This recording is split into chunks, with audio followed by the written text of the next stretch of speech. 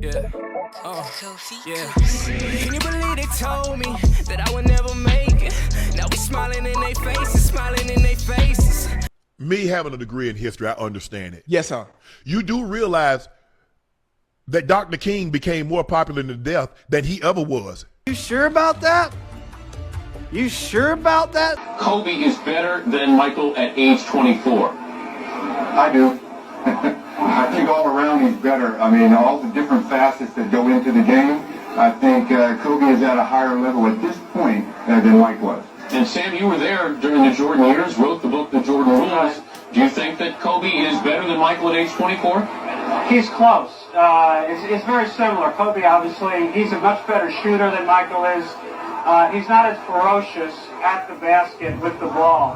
To me, the amazing thing is that we're actually talking about it. Who would have expected, even at this point, that we'd be talking about somebody on the level of Jordan? But when we talk about Kobe Bryant, I never thought I would say it playing against Michael Jordan for so long. But Kobe Bryant, at the end of the day, Dan, because you think I'm a punk, will go down as the greatest basketball player that has ever lived. Hey, fella, please, get out of here. Get out of here, man. Shit, I'm saying. Message. So Shannon Sharpe, man, he finally addressed these tweets that a lot of us have been seeing. They've been resurfacing for years now. A lot of people know that Rich Paul and the Clutch Sports guys, they have their media people, personalities, Nick Wright, Shannon Sharpe's, Colin Cohort looks like he's one of them sometimes. But he finally addresses this tweet that he says, God, Michael Jordan, and Kobe Bryant. So now we see him on Nightcap talking about this tweet.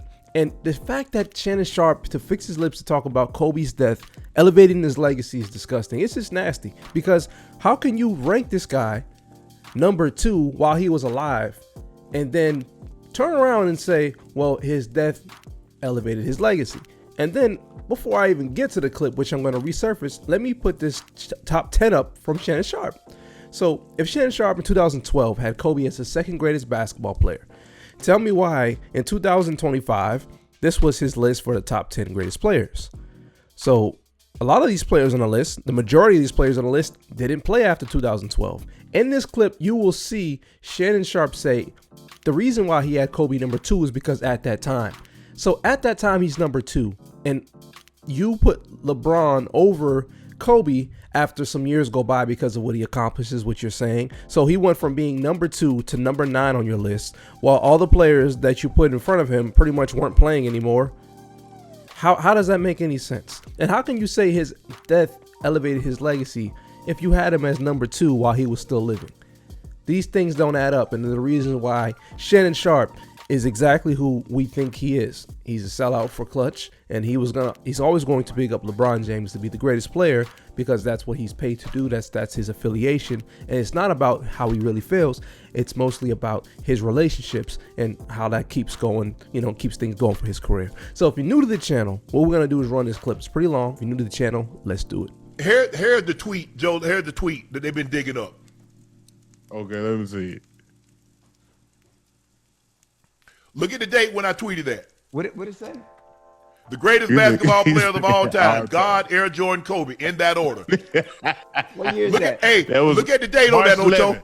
2012? Yeah, March 11, 2012. Okay, tell the people, Ocho, tell the people what happened in June of 2012 that year in Miami. They won the championship, beat OKC. In 2013, what happened, Ocho? Yeah. They beat San Antonio. Both of those years, tell Joe what happened. LeBron James was the MVP of the league. So now he has regular season. He has 4 regular season MVPs, and he has 2 championships with 2 finals MVPs. Yeah. He goes back to Cleveland. He gets another MVP. He gets another finals and an MVP. So now he got 4 regular season MVPs, 3 finals MVPs. Guess what? 12, 13, 14, 15, 16, 17, 18. He's a 7-time first-team All-NBA selection. He's a 13 consecutive time first-team All-NBA selection. No, I don't think it's consecutive. I think it's 12. But he has 13, which is the most overall. I think the next closest is about 11. Now, he comes to L.A. He gets another MVP, finals MVP. So now, since I made this tweet, He has 2 regular season MVPs, 4 championships, 4 finals MVPs, 7 all NBA selection. He goes to the finals in 2012, 13, 14, 15, 16, 17, 18. God damn. Oh yeah. So that shouldn't change nothing. That shouldn't change nothing. I want to know the guy that got in a 7-year span. Tell me the guy that got that kind of resume. Hell, it ain't one. Hell, it ain't one. What? You know, hey, you know they ain't gonna miss him till he gone, bro. Yeah. Love Jordan. It's gonna be too late. I don't just watch highlights of Jordan. Like I said, I remember when Jordan hit the shot in the Superdome against Georgetown. James Worthy was on that team. James Worthy was the most outstanding player. That was Patrick Ewing's first year. Y'all, if you don't remember Patrick Ewing, I think the first 3 to 4 shots, he goaltended. Because John Thompson wanted him to send a message. He wanted him to intimidate him. So he just going up there, got this much over the rim, pulling it down. Goaltending. Swing the shot. They swing it. An 18-year-old kid. Do you know how much confidence you got to have in an 18-year-old kid when you got James Worthy on your roster to take that shot, and not James Worthy, who had played out of his mind? So I remember that. I remember he came in the league. I thought he was great. I didn't see this. Everybody, oh yeah, no you didn't. You did not see this man doing this. Nobody did. He superseded. Yeah, he superseded expectations. Nobody saw that. And I watched him. You're not going to see another rookie come in, Joe, and average almost 29 points a game. It ain't going to happen. Even in today's game, as open as it is, he was just on another galaxy. He was just like we had never seen anybody do. We saw Dr. J, could do certain, but the way he could do, Connie Hawkins could elevate, not like him. And then when he got that shoe, it was a wrap. It was a wrap. Bro, that sealed the deal. When he came out with that shoe, it was over. It's over. Right. Ain't nobody gonna touch it. I don't care if somebody come out and they average 40 points a game for 10 years and win 10 championships. They're not gonna surpass him. Not in terms of aura. Nah. Can't do it, Joe. You can. You heard what you just said? Hey, you see how nobody will be able to unseat Jordan and what he's done and the impact he's had on culture, not only with what he did on the court, but what he did off the court. Kobe is still in that same conversation, Joe. He's in that same conversation. Bro. What he's done on the court and off the court, no matter who comes after him, whether they're better statistically, that's where the pushback comes from. When you talk about LeBron and what he's been able to do, that's why so many push back on it. Even though LeBron has been better, even in times of when he's been older, and being able to sustain the consistency at 30 and 35, even now still at 41. Even as great as LeBron has been, it will still be Kobe no matter what, no matter regardless of who you're talking to. There's nothing you can say, there's nothing that you can do to unseat that. But we understand. Me having a degree in history, I understand it. Yes, sir. You do realize that Dr. King became more popular in death than he ever was. Yeah. Do you realize that when he was alive, 65% of the black people hated him? Yeah. Yeah. Grandma told See, they won't tell you that, though. But they'll quote Dr. King. And white people, it was 90. He was the most hated man in America. Yeah. You do realize that Muhammad Ali didn't become beloved until he couldn't talk.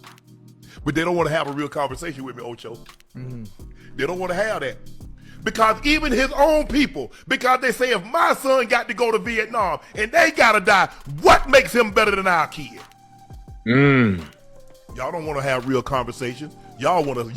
I'm telling you what I know. Look it up, Google it. Y'all Google everything else. Google it. How despised Dr. King was. How despised Malcolm X was. How despised Muhammad Ali was. Yeah. It's amazing how figures become beloved in depth much more than they were.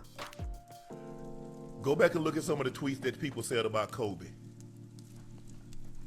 I remember when the people that's praising him now was getting on networks and saying he was a ball hog, saying he was selfish, saying I don't. Y'all, but see, why can't we have an open and honest conversation? And that's not to put Kobe down. Kobe did what he did. But we got to be honest and tell the truth now. History. We got to talk about history, not his story. Hey, that was a bar. That was a bar. If it happened on this date in 1955, it happened, and you can't move it up or you can't move it back. It happened. Yeah. This man said in the 7-year span, who has done what LeBron James has done. Is this man forget that from 91 to 98, Michael Jordan three-peated twice and retired and went to play baseball, came back and three-peated again? So you're telling me that LeBron going to 8 straight finals is more impressive when he only won 3 than somebody three-peating twice in a decade and then retiring at 98 when there was still a season left in that 1990 season era? Come on, man. Like you stop lying, brother. Just give it up, bro. So when Shannon Sharpe says that people are currently putting Kobe not where he deserves to be, but because of his death, I question that, because who are those people besides maybe fans? I don't see anybody in the media that has Kobe being a top 2. Not Nick Wright, not Shannon Sharpe, not Stephen A. Smith, not Skip Bayless, not Chris Broussard, not Colin Cowherd, you name it. None of those guys in the media have Kobe in the top 3. So who inflated his legacy or where he ranks after he died? Most of the people changed after he died to put him even further. So I'm confused as to where he sees people, changing their stance on Kobe, because most of the people in the media have not changed it, and if they did, they put him even further past being top 5. We know one thing: Kobe Bryant is missing at least 1 or 2 more MVPs, and the reason why he's missing those MVPs is because he was never liked by the media, and he even addressed that throughout his career before he passed. He understood that, he was never going to receive those media favoritism, right? So that's what he did. He decided to say, what's one thing that they can never take from me? And that's 5 of them things. And he did 2 without Shaq, right? Man, for Shannon Sharpe to sit there and talk about people inflating his legacy, knowing damn well that media never liked him before and they never liked him after. Because if there's one thing that we can see to this day is that the media is not lying to big up Kobe Bryant's name. They'll talk about his efficiency. They'll talk about him playing with Shaq and how it's unfair. They have so much unfair criticism that they will never give one LeBron or any other player. And for Shannon Sharpe to say from 2012 until after his career, so much has changed. The only thing he really wants to say, but he can't say that actually changed after 2012, was at some point in that time, he became a member of the media, and then he became a member of the Clutch Sport conglomerate and became a talking head puppet to push a narrative and lie and act like LeBron James is the greatest thing since sliced bread. That's what changed. So there you have it, folks. I'm not going to beat a dead horse. You get my point. Michael Jordan's career 10 times better in that span of 7 years in the 90s than LeBron's whole 23-year-old career.